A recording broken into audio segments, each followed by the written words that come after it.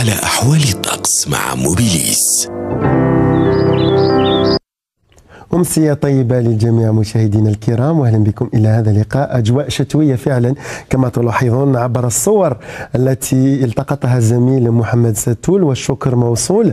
إذا أمطار ثلوج ستتواصل في التساقط على المناطق الشمالية الوسطى والشرقية.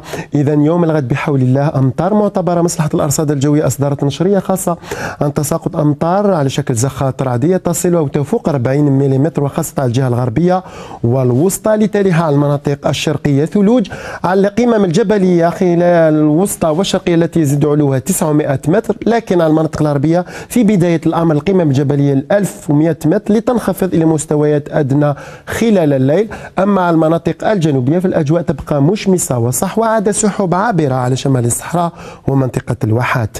درجة الصفر خلال هذه الليلة على معظم المرتفعات والهضاب، 5 درجات بالعاصمة، تقريبا نفس المقياس على شمال الصحراء، 10 درجات على أقصى الجنوب. خلال ظهيرة الغد طقس بارد على المرتفعات والهضاب، أقول على جل المناطق الشمالية، وتتراوح ما بين 7 درجات كذا المقياس إلى غاية 16 درجة، وهذا على المناطق الساحلية، تقريبا نفس المقياس على شمال الصحراء، لترتفع على الصحراء الوسطى وحتى على أقصى الجنوب مقاييس ما بين 28 درجة إلى غاية 27 درجة، مرورا بمرتفعات الهوغار والتاسيلي. البحر يوم الغد يبقى هائج على السواحل الوسطى، التحسن على الجهة الغربية لكن مضطرب على الجهة الشرقية، والرياح ستشتد تصل 50 كيلومتر في الساعة. والبقية تقول سلسلة من الاضطرابات الجوية ستتوالى على المناطق الشمالية خلال يوم الثلاثاء إن شاء الله. ثلوج على المرتفعات والقمم الجبلية التي يزيد علوها 1000 متر، وخاصة الوسطى والشرقية.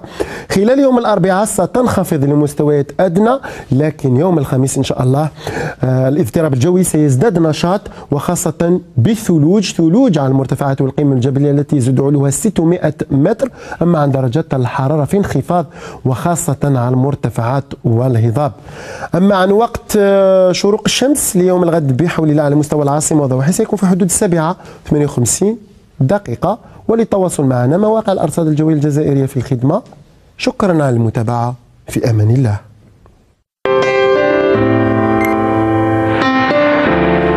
قدمت لكم موبيليس الأحوال الجوية.